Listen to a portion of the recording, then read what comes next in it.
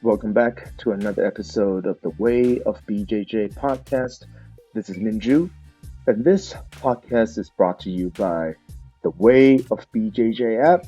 So, we believe we have created an app that is very unique, very different, that organizes and presents jiu-jitsu information in a way that is not currently available out there anywhere else. So, if you are curious and you want to support us, and you also want to check out this awesome, cool new thing, just go to either Apple App Store or Google Play Store, download the app, and then you can actually get free access to our Way of BJJ Connect Academy to kind of, check it out and see how all the informations and techniques are presented. I think you're really going to like it.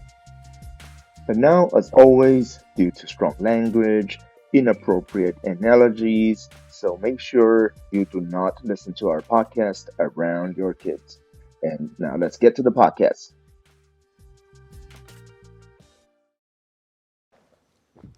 Well, here we are, Here we are indeed. another episode of the Way of BJJ podcast. It still amazes me that people would be like, "Hey, can I be on your podcast?" I'm like, "Wow!" So I guess I'm doing something right? Because obviously this is highly unfiltered, right? It's unfocused and it's unedited. Anything you guys say, I keep it in.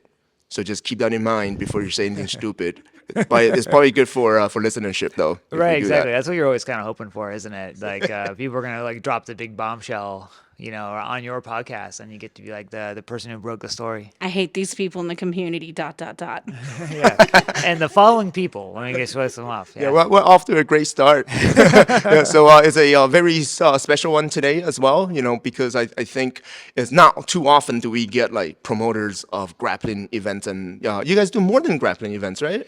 I mean, we also do. We kind of have a separation between our grappling event, which is battle grappling, and battle pancration, where we do a lot more like striking arts, so kickboxing, pancration, which is kind of like a form of amateur MMA, and combat jiu-jitsu.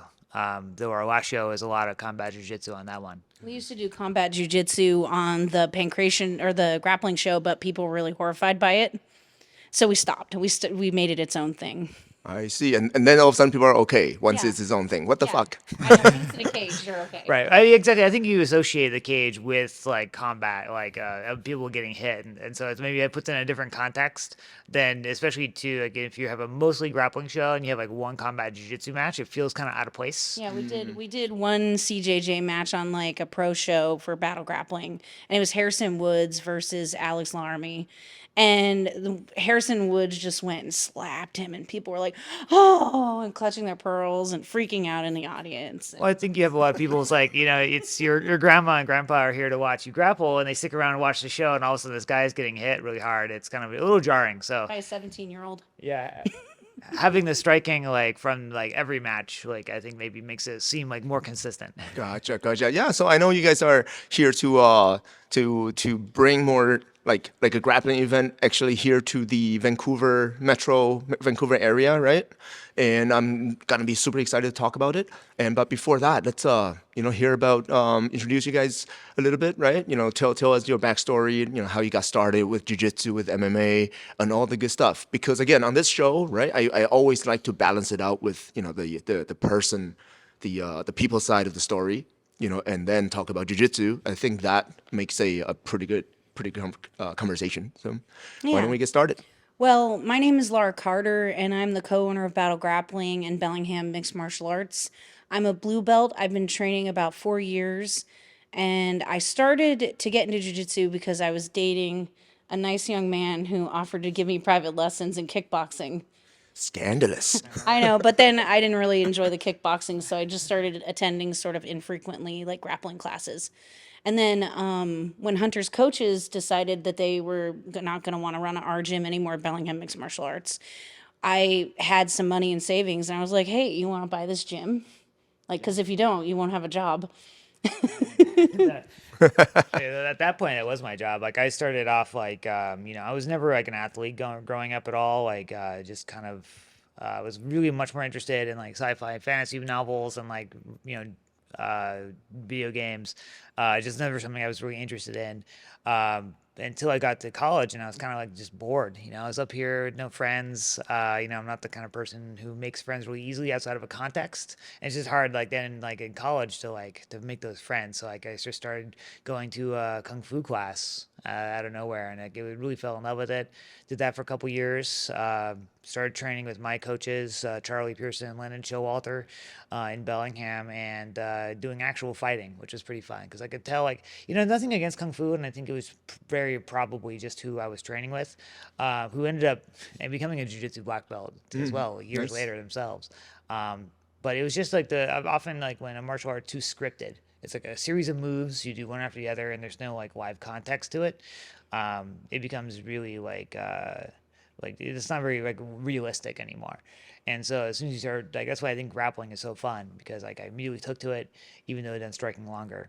And ended up like then long story short, I was the gym manager for Bellingham MMA when we decided to purchase the business. And since then that was like 2016. So it's been quite a ride, going from a full-time martial artist, and then in COVID now having a day job too. So, and at the same time, really COVID is also what really led us to begin Battle Grappling in a weird way, like because we've been running a smoker at our gym, like a combat event, and sometimes we do a grappling match or here or there. There's a really funny story behind that. So we have a friend named Gabriel Austin Daffron, who's kind of like nationally famous. He's done combat jiu-jitsu worlds. He's a black belt through Henzo Gracie Workshop in Seattle. So he was really poor. He didn't have a job. He's just trying to be a professional athlete. And so That will get you broke for sure. so we would run these smokers, like with kickboxing fights, to make just some extra money for the gym, because we were just starting out. So we didn't, know how to run a gym yet. So we were just making extra money to keep ahead. And he would come to us and he would say, "Hey, I've got these 5 guys in the jiu-jitsu community who want to grapple me. I'm going to make them pay me $150 for a buy-in for this tournament." Like $150. And then every time he would beat all these guys at our show. So it's like a winner take all kind of Yeah, thing. it was like he's mugging these guys. Yeah.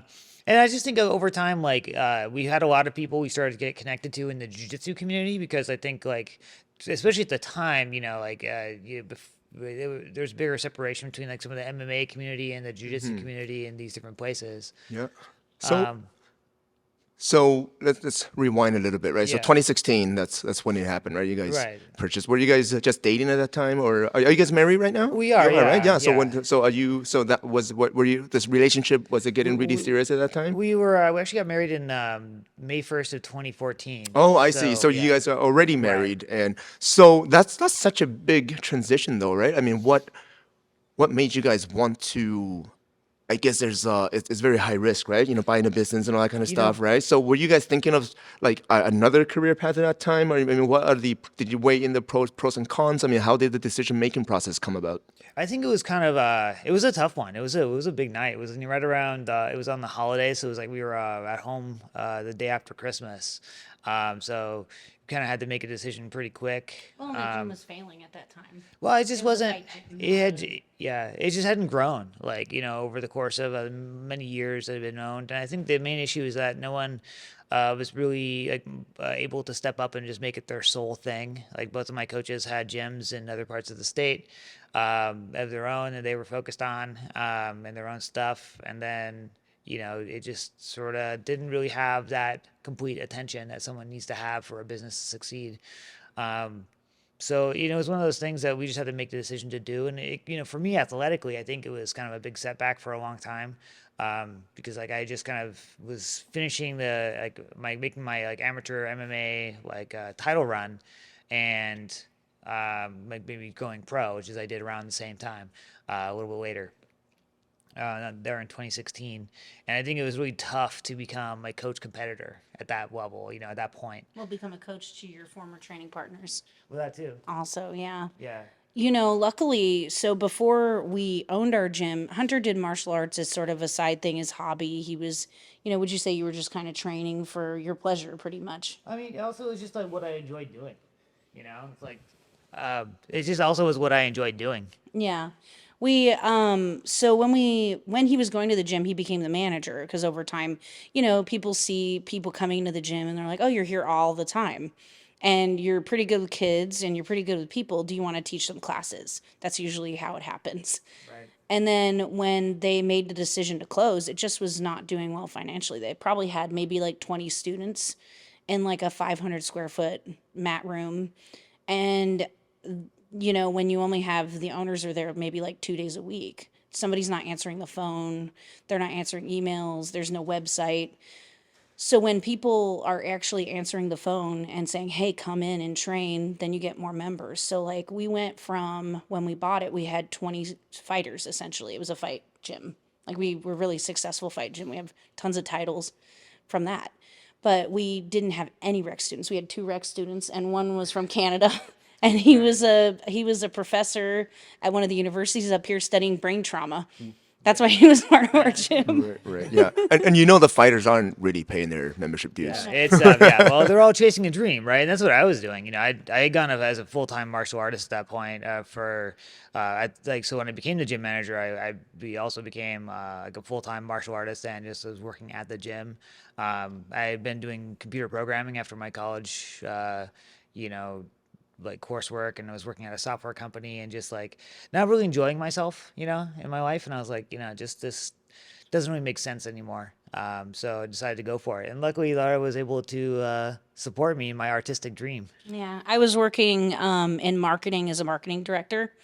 And so having Hunter having been a programmer, but our martial artist and me being a marketer, taking over was pretty easy. Like we already sort of had worked in businesses. I had worked in marketing. So we were able to kind of put our skills together and make it really successful. We went from 20 students when we bought it. Actually, I would say even like 10 because a lot of people left. Right. A lot of fighters left because, they're just like, it's not the same. Well, like, I mean, I was the guy that they were used to training with, and I was one of the guys for sure. But like, as one of the smallest guys in the gym, like usually, it was also like they were the guy. I was the guy they were beating up on. So it's kind of hard to like, if your coach can't beat you up, like it's one of those like, there's like often a bias I think toward that. Because it's sort of true as I get older too. I try to make a point to some of my athletes, like, "Hey guys, like I'm small. I'm like 140 pounds when I'm enjoying life and eating food, and like I'm getting older. At some point, you're gonna be able to tap me out. Like it's not gonna be like I'm gonna be able just to beat you up forever. I mean, I'm getting better, and I've definitely like grown a lot like this year, but like it's one of those things. It's just inevitable. So I think it took a lot for people to kind of get that. And just rebranding the gym. Like we had really good branding. We had a good logo. We had really good colors. What we did is we just started being more responsive about answering messages, calling people back, having our location on Google correctly because it wasn't for a long time. Just having processes in the gym for like cleaning, and we used to have like full mirrors in the gym and people would always be naked, so like not letting people get naked in the gym, and then mysteriously we got a lot of women after that. And just reworking it to work better, so we went from 15 to 20 when we bought it to now we're at 90. Nice. So it sounds like the biggest thing that changed is somebody who actually gives a shit about the gym took over. Really, that's all I'm hearing. It's like because all the stuff you guys are doing, it's anyone who really cares about a gym and about a business should be doing that, right?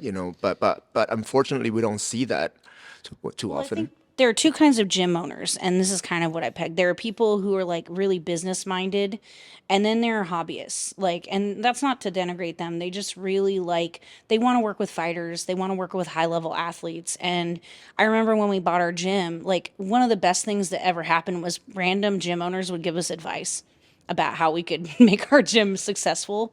And this guy in the community came up to us. He'd had a gym for like, what, 40 years, Eric Wiseman.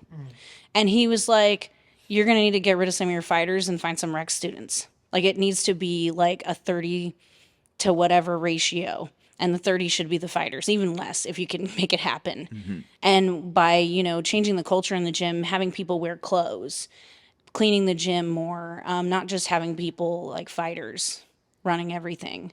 It really flipped the script, and now we have a much smaller fight team to student ratio, like rec student. My favorite students are the rec students, actually. Right.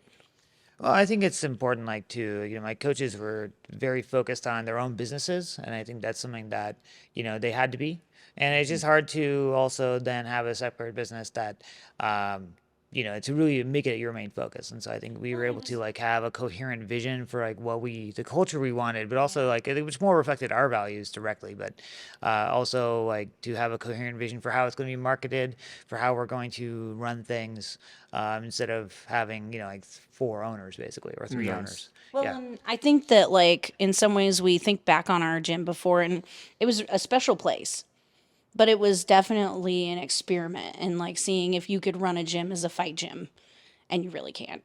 Well, I think, or you have to understand it's not going to make money, like, because I think, my coaches, their main focus was on the athletes, right? And so that was, something that I think a casual person could pick up on, because you walk in and you're like, this is a incredibly tough workout. Like, there was not exactly a beginner's class. You walk in and it's like every training is like full of athletes getting ready for competition. And it was designed that way. And I think it was, so their goal is really a different set of things when you actually break down what they put their time into. I actually have a favorite kind of student. My favorite kind of students are rec students. They're older. They have a career. Maybe they're like almost retired, and like they never did anything risky when they were younger. And they come in and they're like, I don't care about paying my tuition. Run it if I'm gone on vacation. Or they're just like, and they're plugged in, like in some ways more than athletes. And they don't really have any expectations. Like athletes are really hard to work with sometimes because they're like, hey, answer the phone at 3 a.m. I'm having, stomach issues. Or look at this weird picture of this bump I have on my arm. Like the nice thing about the rec student, older adult rec student, is that they're really engaged in the material, but they pay their tuition and they're going to go to a doctor when they get a weird bump. And I don't have to look at it. Yeah, right. They have health insurance. Exactly. Like I'm always willing to look, but usually my answer is you should go to a doctor. Go to the doctor. Yeah. You live in the U.S., so like Yeah, some exactly. people Like- don't have insurance. Yeah, our younger students have to be like, hey guys, what does this look like to you? We had a guy fighting last night, and he was like, "Oh, I hope I don't get hit in the mouth. I don't have dental insurance." And I'm like, Well, he brought his mouth guard. Nice. Yeah. So it's great to hear that you guys are able to turn the gym around and now it's a successful business. So obviously you guys needed more challenge, right? That's why you took on another business venture Right, yeah. in the grappling promo. How did that come about? I mean, well, jiu-jitsu is famously easy to make money at. Oh yeah. There's money everywhere. I know, Jeez. right? I think it came about from, in a lot of ways, the pandemic. Like we had started to run some like a jiu-jitsu only event. Like we always kind of like, before everything closed. yeah, our last event was actually like right around when COVID shut everything down. So, and seemed like a lot of fun. People had a lot of great time with it. And then we were like kind of stuck mid pandemic. It was like what, 2021. It was 2021. Yeah. Actually, no, it was late 2020. It was in the like October. We decided to run a secret jiu-jitsu show. A lot of people we knew in the community in the Seattle, Tacoma area, and asked like if they wanted to do like a grappling show under ADCC rules. We'll film it, put it out later, kind of make it like not anonymous, but like it already happened. This can't be like a thing. Yeah, crazy times. Yeah, When you exactly. think back, you're like, fuck. That was not good. But anyways, keep going. It was a lot of fun. So I think people really enjoyed it. We put it out in like a whole, like almost like a documentary format. We tried. It was like a really rough documentary. Well, that's what we started really playing with filming. Like we were doing everything on a GoPro. We also were filming classes for our students, and trying to do content for our YouTube channel. To keep our gym, going while we couldn't really go to classes, or when we actually were back in person with very limited class sizes. Well, and one thing that I think is a little bit different from, I don't know, like the inner workings of how it worked up here in BC, but essentially, like gym owners in the US were not provided with any aid. Like you could apply for unemployment, but it was extremely hard to get, and a lot of people were declined. So Hunter, like the week we got shut down, went and got a job at Costco, stocking at 3 a.m. And then, luckily about 30, 40 of our students were like, keep my tuition running. Like I have an office job. I sit at home on a computer. And those people saved our gym. Yeah, I mean, definitely. We had incredible like support from our community.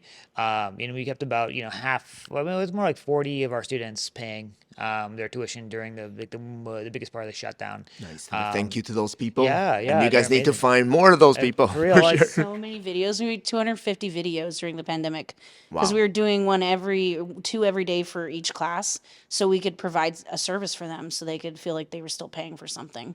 right, and that is kind of what led us to start like buying camera equipment. Is that we were like, okay, now we're tired of filming on this little dinky GoPro, so let's get It an would actual. overheat. We'd have to put it in a freezer. Yeah, it was a whole thing. Yeah.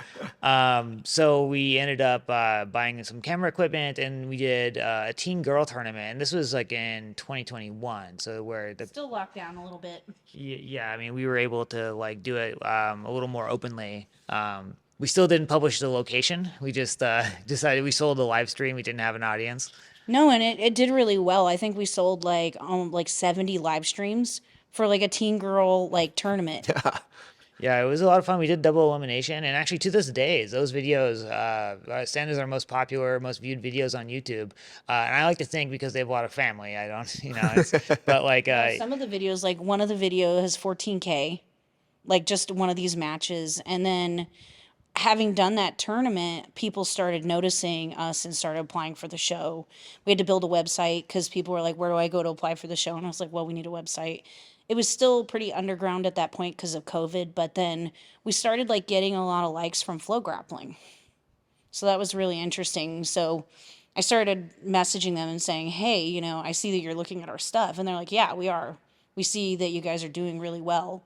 And they're like, "Well, what is your video? What is your like numbers on YouTube? Can you show us?" And I was able to show that and also our sales for the live stream. And they were like, "Wow, that's really good. We want to sign you." yeah. So I mean, that Well, that's got to be a good thing, right? I mean, flow grappling, it's probably one of Well, it's a lot of the most validation, for recognizable, sure. one of the most recognized streaming platform for grappling right now, right? yeah, I think so, and I think a lot of it was due to Laura's like really strong sense of design. I think we always punched above our weight because of the presentation over the show, and it was something Did that we themes. We always do themes because otherwise, I love jujitsu people. I have a lot of jujitsu people in my life. I am a jujitsu person, but we are not always the best personalities to market things. You've got like Gordon Ryan. He's like, my tummy hurts. I mean, it's not great marketing. Well, I also But think hold that on though. So what we do is we create a theme around every show. Like so, usually our February show is a Valentine's theme, and we do fun posters, and we have them do little clips of themselves, just saying, "Hey, watch the show," and things like that. And it makes the athletes more approachable, especially people who maybe are not best socially. Like people are like, "Oh, here's this person who's kind of scary because they're busting people's knees through the community. But look, he's wearing, a Valentine's hat at this show."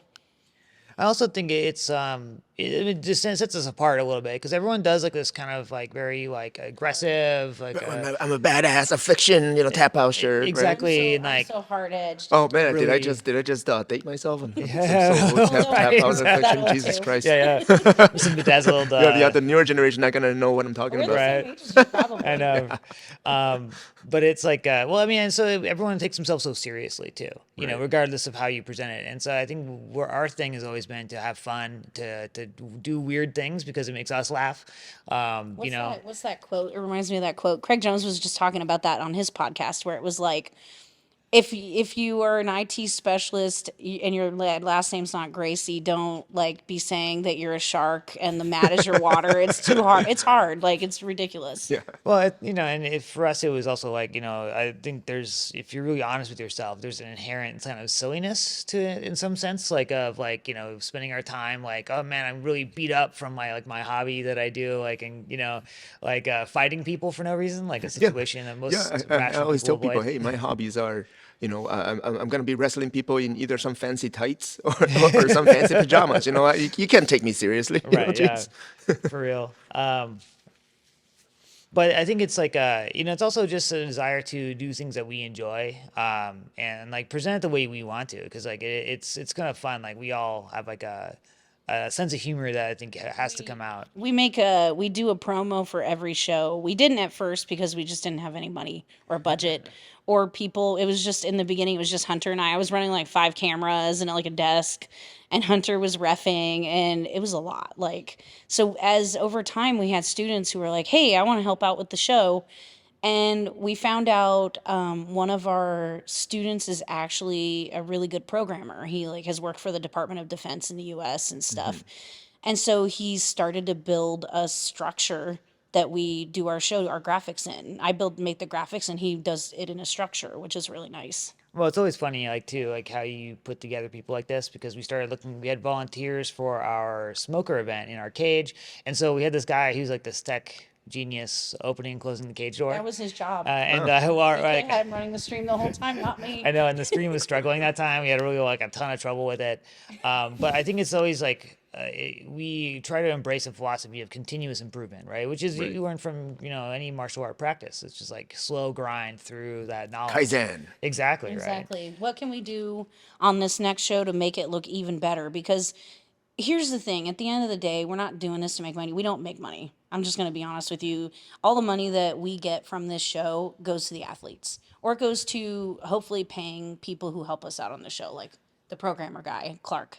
Yeah, so I guess it's good to talk about the why behind the show then, because I run a business myself, right? So I know for a fact that if your goal is to help more people, then you have to find a way to grow somehow, right? And then because if you are able to grow, then you can make the pie bigger, and then you actually have more ability to help more people, right? So to me, it doesn't sound like it sounds like you guys really should be finding a way to be profitable, so this way you can grow this, and then you can pay athletes more. So what is the master plan? Well, I think that was like we've really been on a mission to figure that out. I think the first thought is you sell in-person tickets, right? And you sell live streams. And then what you find though is with like a local show, the people who sell the most tickets are going to be lower level athletes, right? Not actually black belts. Right. Not actually black belts, actually blue belts.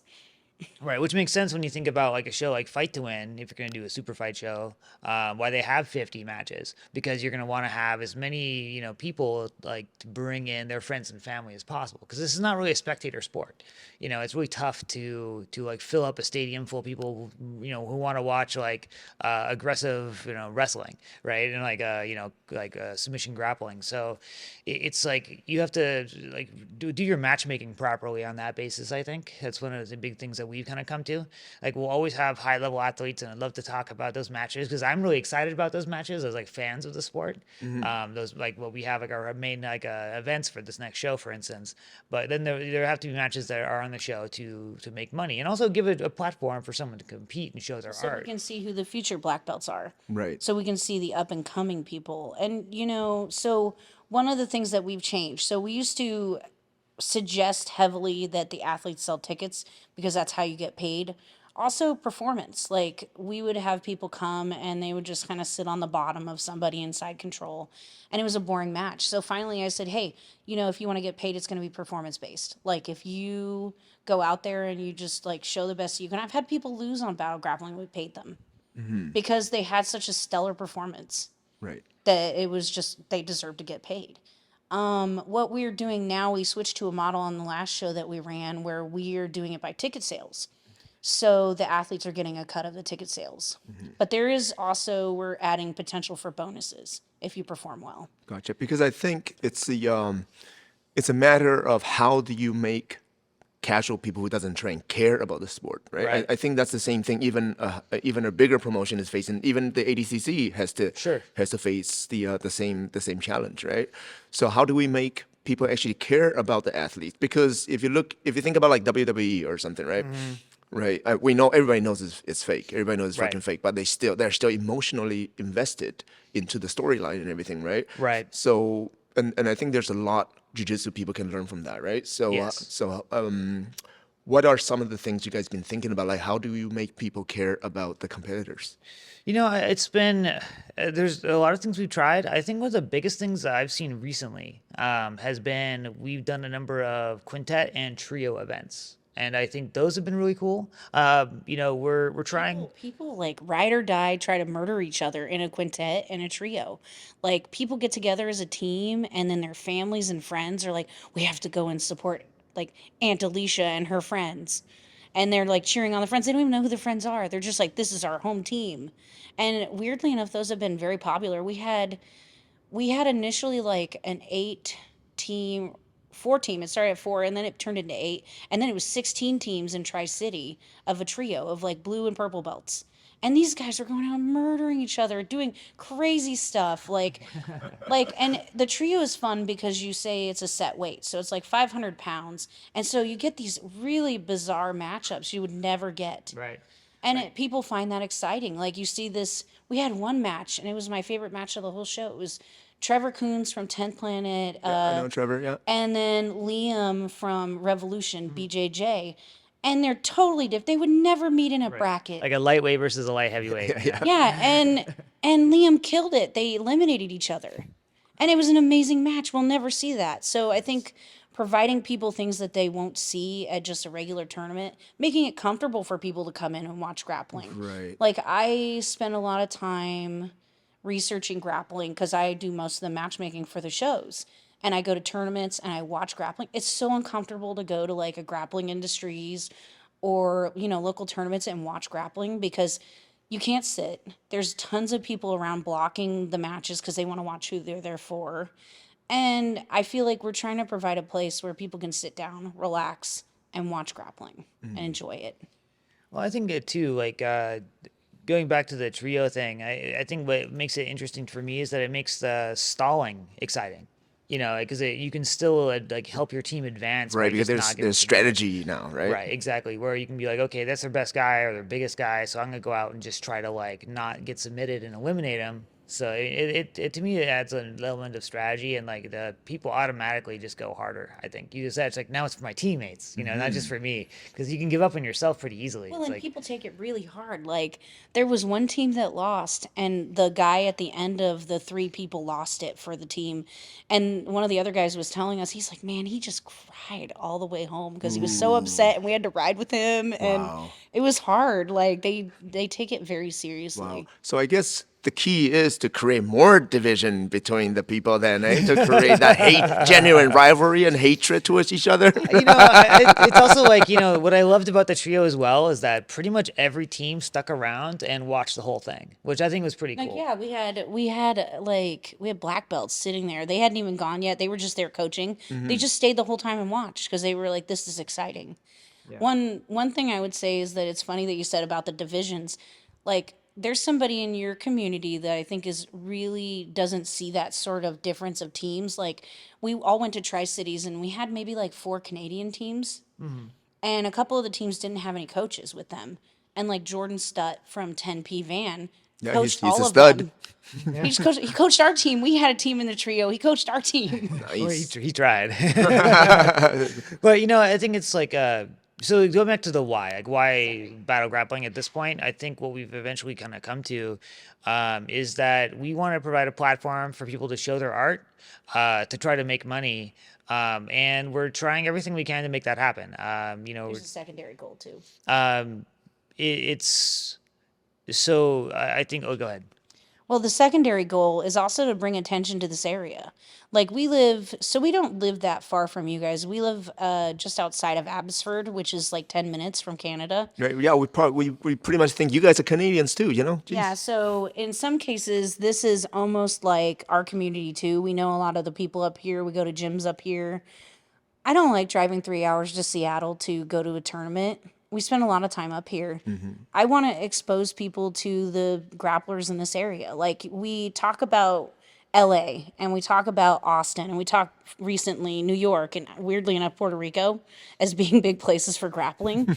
I want the PNW to be known for great grappling and that we're building a culture here, that we're building these events. And I feel like since we've started, now we have way more events than we used to. So it is growing. Like the culture and the competitions and the level of competition is growing here. Right. Yeah, because I've seen a few of your shows. It's always exciting, but I think the how are you guys able to transfer the excitement, the in-person excitement, into a live stream? Because that is a completely different set of skills. Right. Commentation, having good commentators. Right. Having really dynamic shots. We do a lot of our grappling shots from a gimbal.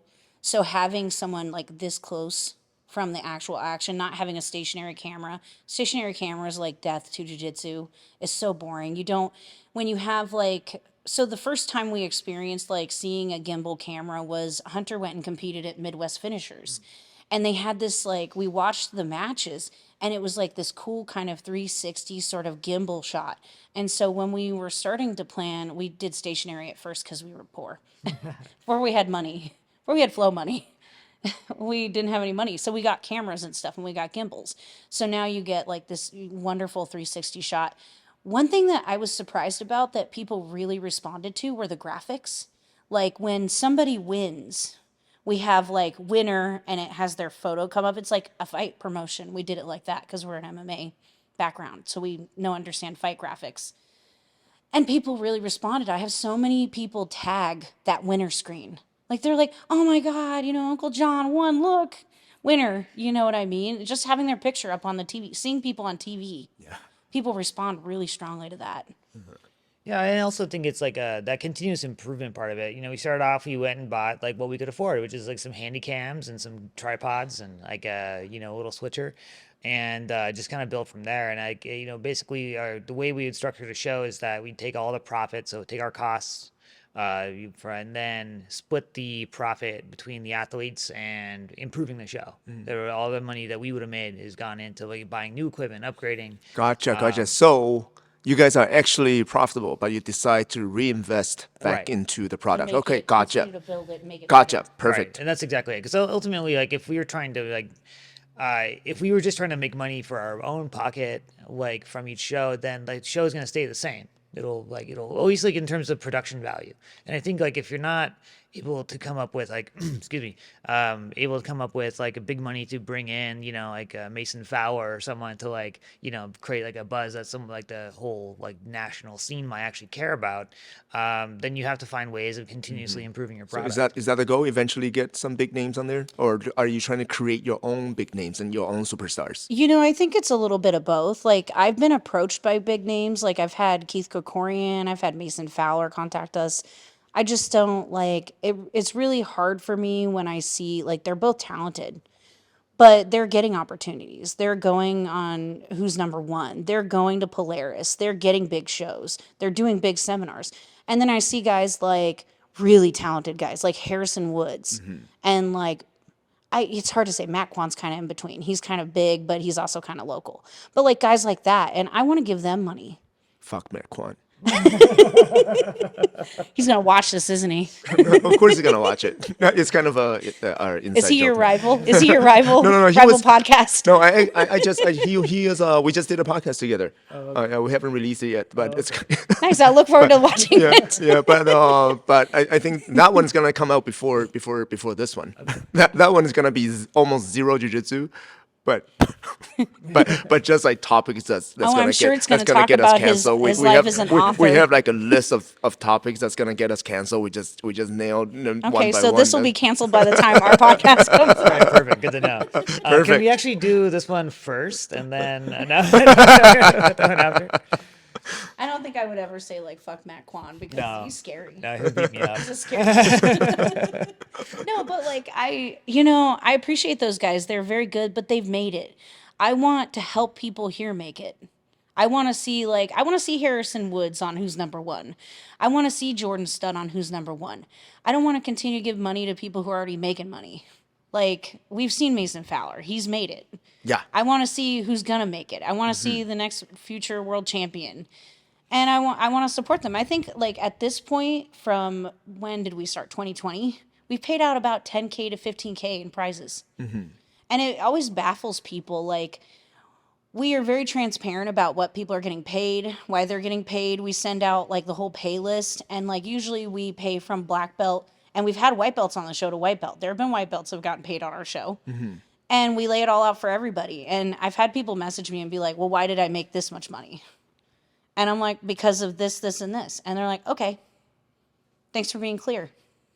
Yeah, and I think like because we kind of struggled too, like with this last show is a kind of a struggle to actually get we had still very few in-person tickets, so the live stream did very well, So we were looking at ways of making it kind of fair, because like, how do you balance out someone like who brought 30 people to watch them compete and who sold a lot of tickets, therefore helping the show make money? But maybe they didn't have a performance. Yeah, exactly. Maybe they had a bad day that day, and so they didn't look good. And they're like, okay, well, before we were paying based on performance, but they arguably contributed a lot more to the show's success, right? So that's why we decided to go to a ticket-based or ticket sales-based model, right? And we'll do bonuses, like we plan on having set bonuses for like submission of the night, match of fight of the night, kind of bonuses that we've always done. But we want to think about how to like actually like reward someone's hard work and selling the show, which is a big part of being, ultimately a fighter. Like, I know from, just seeing the behind the scenes of professional MMA, it's really more about how do you put butts in seats? Right. Like what you can command as like a per fight purse is really about like your popularity. Well, your pay, and specifically, like we own a gym. So in some ways, promoters value Hunter more than other fighters because, they're like, oh, you have a gym of like 90 people. They're going to come to your fight. So Hunter was always, you were able to get like a little bit of higher pay than some people that were starting out in MMA because you were able to leverage that. And if you're able to leverage that, if you're able to say, hey, I've got 50 family members who are coming, people are going to listen. Like, we have this show coming up here very soon. We have our main event is Lucas Wilhelm. Wilhelm, yeah. Wilhelm? Well, Wilhelm. I don't know. I just We're spelled- hand. Is it hand? He's Wilhelm. my coach. Okay. Oh, you were wrong. No, dang it. Oh, this is why I'm the matchmaker and you're the ref. And this is why we don't edit. It's good you're keeping them safe and not spelling their names. True. Versus Harrison Woods. And I think that's gonna be amazing because we've Yeah. seen Lucas go against Matt Kwan, but we haven't seen him against Harrison. And Harrison really wanted the match. Yeah. Good thing Harrison will be a black belt by that time, so a little less. Harrison's been a black belt for a while. Yeah, let's Just be honest. Right? Let's be He's honest. been beating like all the black belts. They're all like, whew, thank goodness he's finally a black belt. Yeah. He's like, what, 18, 19 years old? I know, it's crazy. I'm so old. I know, I'm I like feel 39 and I'm a blue belt. Yeah, it's like thank God for the Masters division. Oh, I Jesus. know. That's where in I'm. the Masters division. Yeah, that's what I'm cutting weight for right now. It's Masters 2, yeah. Oh, yeah. Are you doing the Worlds? Yes. That's coming up? Yeah, Nice, that's man. coming up this next week. I'm really excited about it. It's been, a really interesting time for me coming up, like, because like every time I started really getting momentum doing jiu-jitsu and like as a martial artist, a competitor, right through like the end of 2019, competing a lot, starting to do really well. Competed like Midwest finishers and fight to win at the time. We did an MMA fight, did perform very well in that fight. And then, COVID hit and like the world kind of changed. And so this is like finally this year I've gotten back between injuries and like everything else that's going on, like competing frequently and feeling good. You know? Very nice. I'm going to just say, though, you could set yourself up for success if you didn't start your competition year with Combat Jiu-Jitsu Worlds. Right. I wish I would have been at the end of the year. That would have been a little bit nicer. Poor planning. Yeah, I know, right? Well, Going against Red on right. That's and that's okay. I get it. I'm definitely the lowest seed. We're one of the lowest seeds in the tournament. You get the toughest draw, and that's like the way it goes. But when Eddie Bravo wants you to compete, you say you don't say no to that. Yeah, exactly. Well, Yeah. What we did is what happened during the pandemic is that they couldn't get anybody to do Combat Jiu-Jitsu Worlds, and a bunch of people got injured. So Hunter's training partner, Austin, the guy who was mugging people on our first shows, he was like, hey, I've got a friend who could come to Cancun and do the show. And we did it 2 days notice. Yeah, it was wild, but it was a lot of fun. It was like, you always be on the show, even when you're old and decrepit. Well, I think, any promoter knows, like a guy who's willing to show up and compete, like that's really valuable, like Yeah, that's and like especially if win or lose, you put out you put on a show, right? yeah, for sure.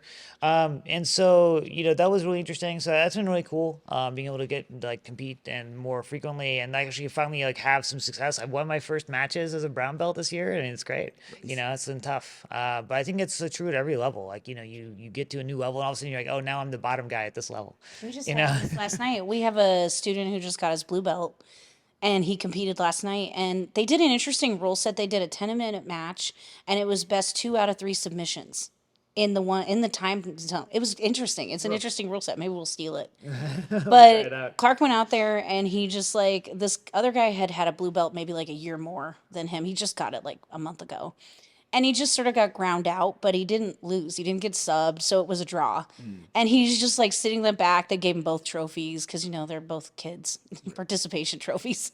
So he's sitting back there looking at this trophy, and he's just like, it's a new level. Whole new thing, yeah. But it's like, that's true for the show too. I think that like every time we step up something big, we do like, okay, now the audio quality has to come up. Now we how do we improve our Always, production? we always go and watch the show. We don't watch it when we're doing it because we're busy running it. Like during the show, what I do is I run production with Clark. He runs the graphics and all of the stream and stuff, and then I do a switcher where I go through different things and produce the show. Work the camera angles. Yeah, make sure we get the most optimal angle. And then Hunter usually is the head official and ref, and he's handling like staging and having people come in and things and making sure we get the optimal angle for the camera. And like, what was I saying?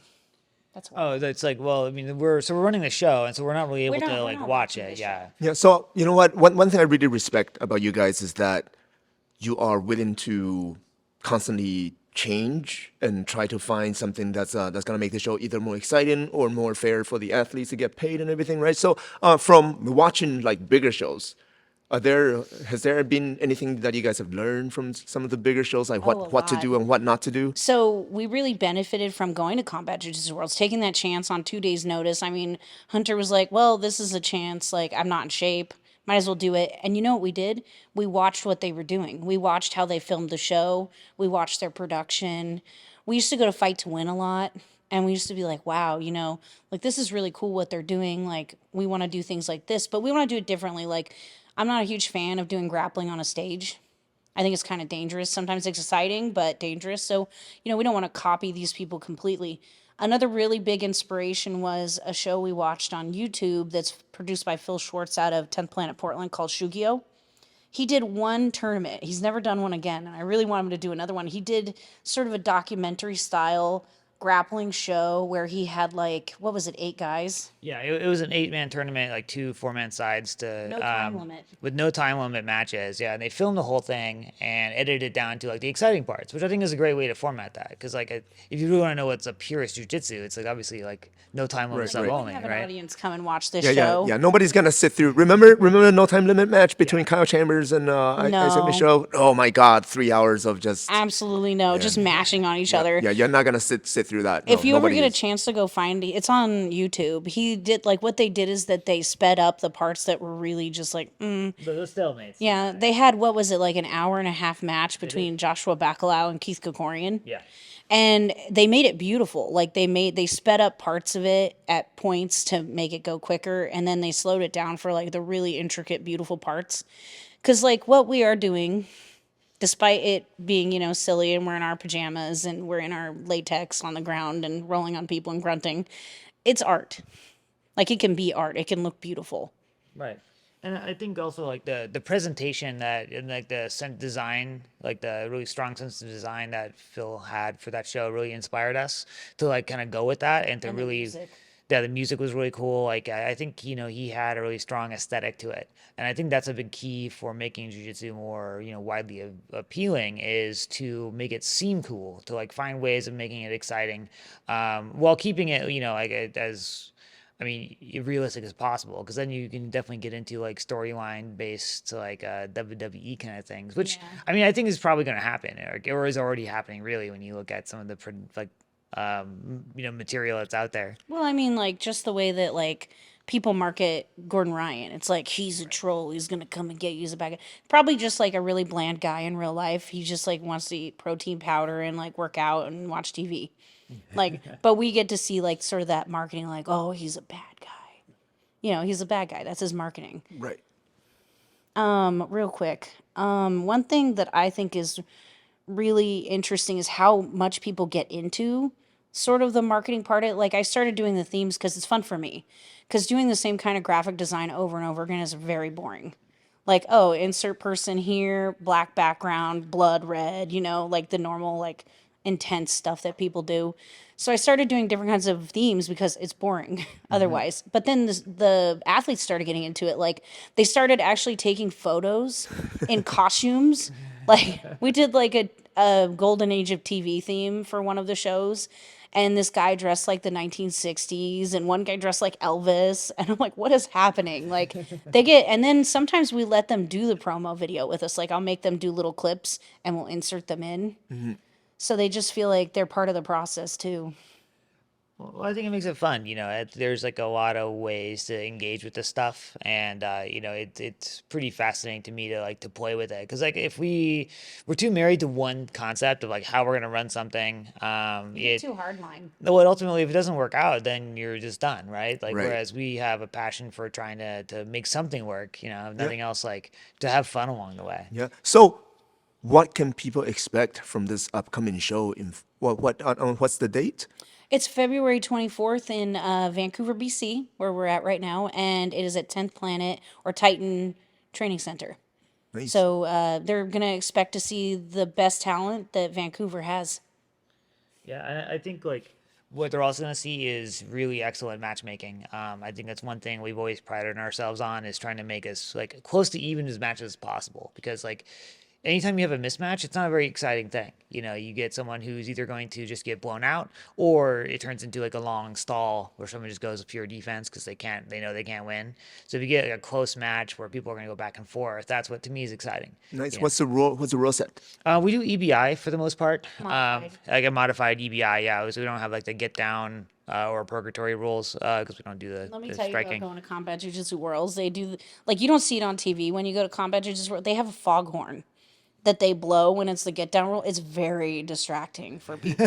Lara finds it very distracting. I'm like yeah. sitting there, it's like in the middle Well, of the match. Also, like I love wrestling. So if people I love want wrestling, too. to I want to don't wrestle understand. for like 5 minutes, I'm like, that's your time. It's your time to do your art. That's what you need to work on. Like it that's what you need to well. do. Yeah, just I mean, if you're gonna be exciting, be exciting. I think that's like the most important thing. And I think it's been really fun to get buy-in from the community, like the athletes who've responded to what we do. And I think usually if once people compete for us one time, they know kind of how we take Oh, care the of people. applications are hilarious. Like some of them, they're like writing a dissertation on why they should be on Battle Grappling, and like I think some of the best ones I get are from kids. Oh yeah, kids they put so much time into it. They sat down, they They went to wrote their school, they 5-paragraph wrote this essay. out, like 5 paragraphs. It's all like perfectly like They wouldn't even put that much effort into applying for like no, and university it's and like stuff. my favorite way it starts is like Dear Battle Grappling. I can like hear the little voices. Yeah. Cute little voices. It's been really a neat thing, like to be able to do that and like to put this together. Because we're starting to get known for it, which is weird. Like we'll show places and people we don't know, never met, and be like, "Are you guys with Battle Grappling?" And it's like, whoa, it's kind of I strange. also stand out. I'm like a Get giant used to it. lady. Yeah. You guys have to get used to it. That's the Right. part of the prize that comes with fame. Oh, I know. Yeah, it's really terrible. Like we got the paparazzi all the time. It's been interesting. Like so we like we were saying earlier, we were on Flow. We were on Flow for about a year. And I think it went pretty well. Like we got a lot of views, we got a lot of follows. It was really good for marketing. But then like we ran into some things where they didn't really want to promote women as much Well, as I'd like. Like we were doing a women's show. We did an all women's show and I was like this is going to be big. Like I'm getting so many women, I'm getting so many tickets are selling. Like this thing's going to be big. And I kind of went to them and I said, "Hey, could you give us extra money for this all women show? This is an opportunity. Like I'm like the only woman promoter on this platform. Literally. I look around and it's all men. This is an opportunity. Let's take a minute and like we could do basically like $1,000 extra for this show. And I can give it to the women. Like I can get more famous women to be on this show." And they were just like, "No, we're okay with what we're doing." And at that point I was kind of like, well, we're going to be up here in a couple more shows. I think we're not going to renew. Well, I also think it's hard because I think Flow, we were always really small, right? And that's fine. They wanted to pick us up, but they never really supported us. Like, there's just some really basic things, like not updating our imagery, like our graphics on their app, or getting the date correct, or these little things where it's like it takes so little to help us out. And like we were never mentioned down there, like blog or anything like that. Like they do like a weekly They would vlog. do a recap I of see, every I show see. for Yeah. hours. Yeah, it's like it's the little things, right? That makes Right. you feel like you are at least being respected, you know? Yeah, exactly. And so I'm like, and that's okay. I get that we're small, but like, No, fuck them. why pick it? Yeah, exactly. But why pick us up? If you're not going to try to make us like promote us, make us bigger. I get the impression, and this is kind of what I've come to with the whole situation, was they really want to own everything. They want to pick up every single thing that they think is going to be a good thing. Like they want Fight to Win, they want ADCC, they want IBJJF, and it was a super honor to get signed. I'm like pretty sure I might be the first woman promoter they signed. I signed the contract, not you, because I was like the face for this. Yeah. But like that's like a momentous thing. Like, hey, let's put this person out. Let's put this show out. Like this show is doing weird stuff. I think in some ways that's probably what they didn't like. They weren't like a huge fan of like creative sort of things like standing out. They want sort of people to fit in a certain kind of box. Right. No, I can understand if they were competent, but they are not. I mean, I'm always so surprised to watch one of their, who's number one shows and see a bunch of fucking mistakes on there, like basic yeah. shit. Did you watch the last one where they got all the weight classes wrong? Oh, When they had Giancarlo Bodoni Yeah. fighting Lucas Barbosa, it says featherweight on there. Oh yeah. Small little featherweight, shit like How that. easy that is to fix. Let me tell you how fucking easy that is. You can do it in 2 seconds on a computer. We've had mistakes like that. Like when we ran this show in Tri-Cities, we realized one of the ladies' gyms was wrong.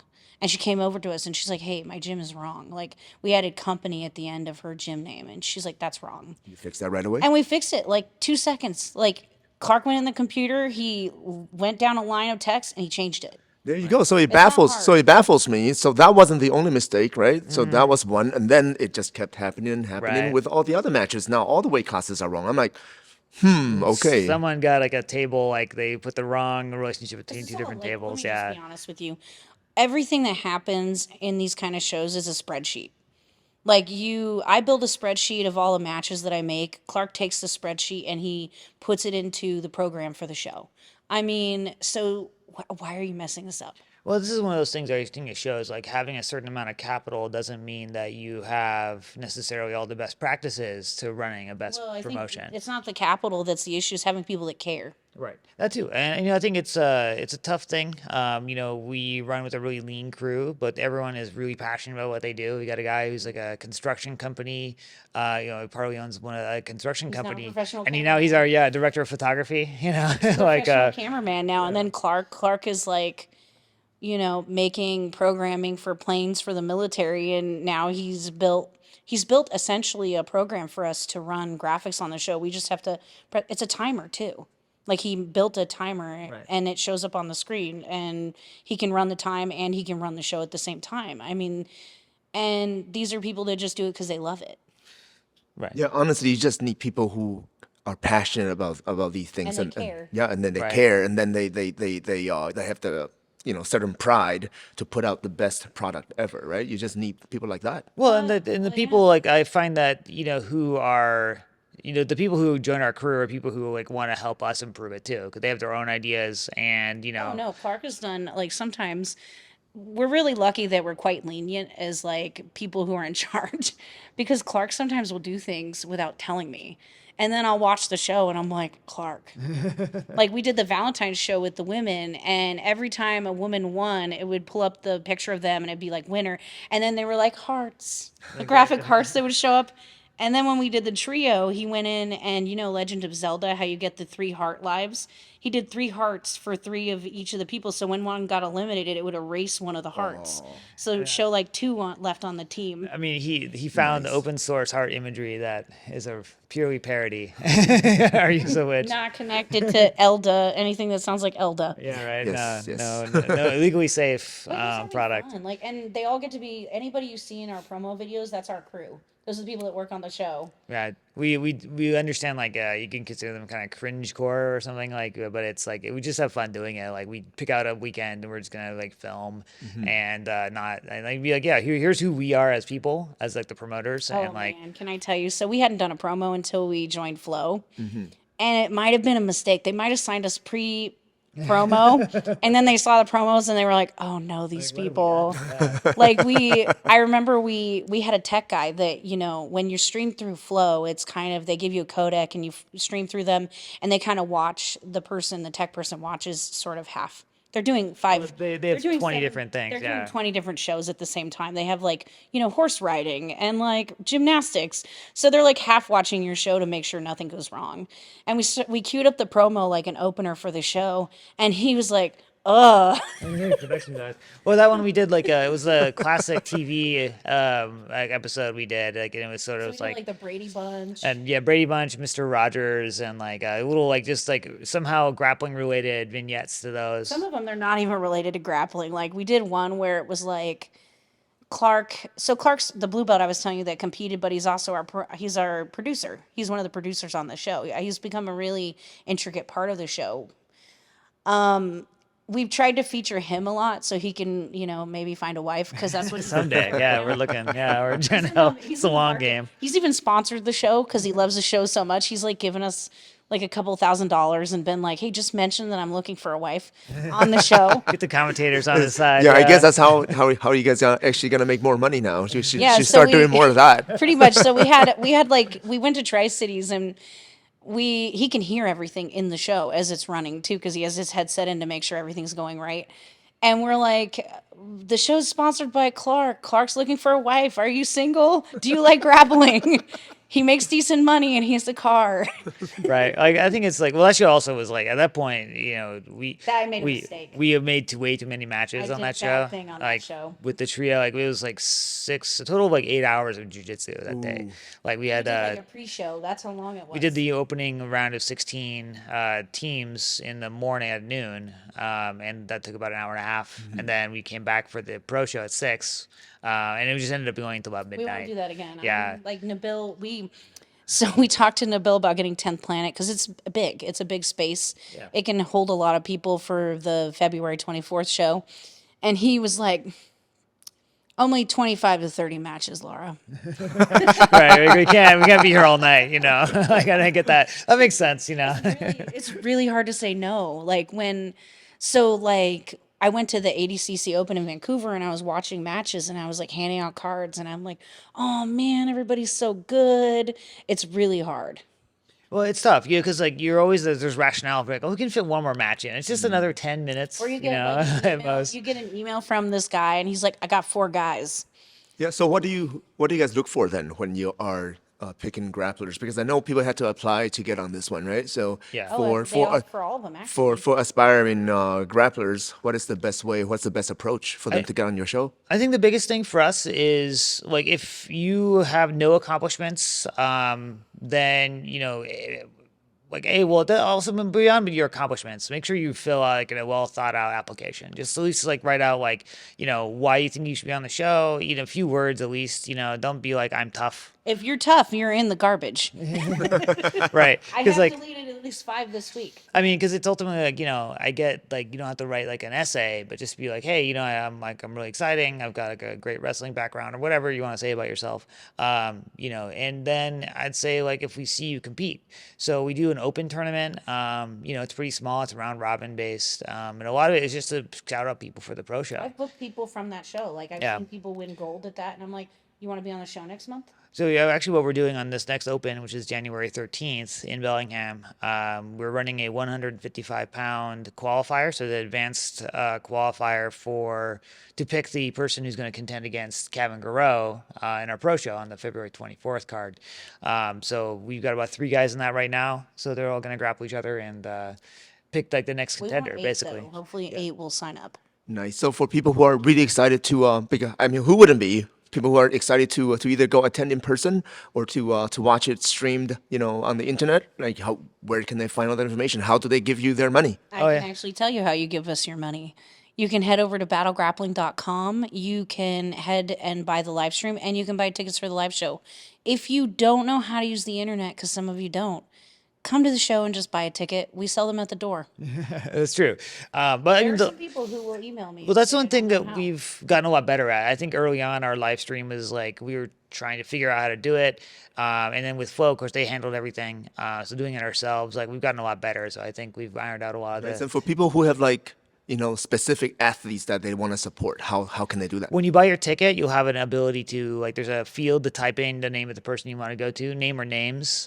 We have like an accounting system. If you miss multiple people, it kind of splits your ticket. Yeah, some of you are getting less money if you have people also listed. So make sure your everyone in your gym knows specifically that to support just you. No, I'm just kidding. But but the person can like put your name in when they buy their ticket. So They make can sure you do let it them at the know. door as well. Like we have the same staff people who work our door. You just tell them who you're supporting, they will mark it down. Yeah, we make sure to ask. Nice. So finally, what's next for Battle Grappling? What's happening in the next 1 year, 2 years, up to 5, 10 years? I think our big goal is just to keep growing. We want to keep experimenting and finding new ways of reaching more people. Ultimately making more money, but because we're putting out a better product. Yeah, we've been kind of playing with the idea of starting an app. We're still on the fence about that. Like, I feel like we talked about it a lot when we left Flow that we felt like we could build something a little bit better than Flow. That might be in the future. It's not in the next year. In the next year, I really want to get the show a lot tighter. Try to do less matches, but better quality. That way we can kind of create a little, like we were doing under Flow, you have to do a certain number of shows. So like at first they wanted me to do 12. That's a lot of shows to do in a year. And I think it's too much. Like it's diluting the market. People don't want to, they get bored with your show. They don't want to do your show 12 times a year. So I managed to talk them into 4, and the 4 was a lot even. Like I want to do the show twice a year. And I want it to be an event. I don't want it to be something that, oh, it's here this next week. Yeah, just another show. Yeah. Well, and that's kind of how it's been. Like we've had a lot of tournaments here up in the PNW, like up here in Seattle, like every week. And I don't want people to feel like it's getting to be a burden. I want them to be excited about it. And I want more cameras, more and more angles. So I guess it's just to make it a grander and grander of a spectacle each time you guys do it. We try, yeah. And ultimately, my big thing is I get to play with more tech, which is like honestly like my real end that's game the in all nerd in you, this. right? Yeah, totally, Got a yeah. huge shopping cart right now. Oh, I know. I want to get like a crane, like a jib as they call it in the business, to like hoist the camera above and get kind of above the shot. I want to Yeah. buy mats because like Yeah, that's- eventually, like right now, we do a lot of our shows in gyms. And the reason it's just safer, like it's really nice to show up and not be transporting mats, not worrying about storing mats. We just show up. We can showcase these beautiful gyms. Like 10P Van's a beautiful gym. Oh yeah. And a lot of people can fit in there. And then when we went to Tri-Cities, we featured a gym there. That gentleman's gym had a flood like 6 months before, so we're able to bring people in and support his gym. Nice. And then when we went to Portland, we went to 10th Planet Portland. Yeah, another really pretty space. Yeah, and we're just that way. We're not only just getting promotion for the athletes, we're getting promotion for gyms. We're getting people in their building. Yeah, I think like eventually we could entertain the idea of doing like its own big production in like an event space, but I feel like that is going to have to come secondary to paying athletes, because the nice thing about a gym is that it's a low cost. So that's like the balance that we're trying to figure out all the time, like between like fight to win and like finishers. I think my heart's always a little bit more toward the finisher side of things. You know what I mean? Like in a gym space, and their production's great. You know, Right. I think that's another show that we really Well, looked up it's to. nice. It's nice. It's safer. Like I'm just gonna be honest. Like sometimes you go to tournaments and you like have heavyweights and they're just rolling into the barriers. They're rolling off the mats. ADCC Vancouver, we saw it. Some guys like had a match. They went all the way to the podium, literally, and then Oh they yeah, that's one of my teammates. Oh, was it? Yeah, yeah. It went so far. And I was like, it's so nice. If this was in the gym, they would just go to the mat wall and then we'd be done. Nice. So finally, if people want to follow your journey, they want to, send you guys messages. What would be the best places to follow you guys? I mean, at Battle Grappling on Instagram, of course, our website, battlegrappling.com. We post all the time on our Instagram page, and if you want to see what we're doing at the gym, it's at Bellingham MMA. Yeah. Also, I'd recommend that you come watch Battle Grappling in Vancouver. A lot of really exciting people. We've got Lucas Wilhan versus Harrison Woods. Yeah. I know their names, luckily. too, yeah. So does Clark. Clark and I know their names. You just make sure they don't hurt each other. All right. That's your job. Yeah, that's true. And we've also got some really we're doing like 6 titles on this I'm show. excited about the 125 title. Hold on, I'm going to pull it up. I've got my list. Well, I mean, that's There's a couple 125 titles, so actually. yeah, the men's 125 title is Kengo Hatanaka versus our champion Luis Mangana. See, he knows the small guys. Well, I train with Kengo these days. You know, it's been a lot of fun. So, and I mean, just Luis lives across the state, so it's a little harder. And then we've got Carmen Najar, who's our current 125 women's champion, versus Maggie Meyer, who's actually currently our 135 champion. She, though, is going to vacate that title, and right now we are working on that match as well. But we also got Kevin Garreau is going to defend his title against some TBD, random guy who wins. Right, whoever wins The brackets. qualifier. Yeah. Yeah, Oh, exactly. cool. Yeah, cool. That's Because we exciting. had quite a few Canadian champions, actually. Yeah. Yeah, so that was our goal, is try to showcase the local people here and see if we can, and also like not do the usual thing, which is like U.S. versus Canada thing that you see a lot of so promotions boring. try to do. I know, So it's like So played out. Yeah. yeah, right, exactly. It's like I'm really excited for it. Nice. Awesome. Well, thank you guys. That was an awesome conversation. Thank you. Thank you. And so grateful for you guys to be on my show. Well, I appreciate you And, having us. Yeah, Are I you going to hope you play for our enjoyed show? it. Hey, maybe. Do you have an over 45 division? I'll do it. Yeah. Awesome. Thank you so much. Good. And just like that.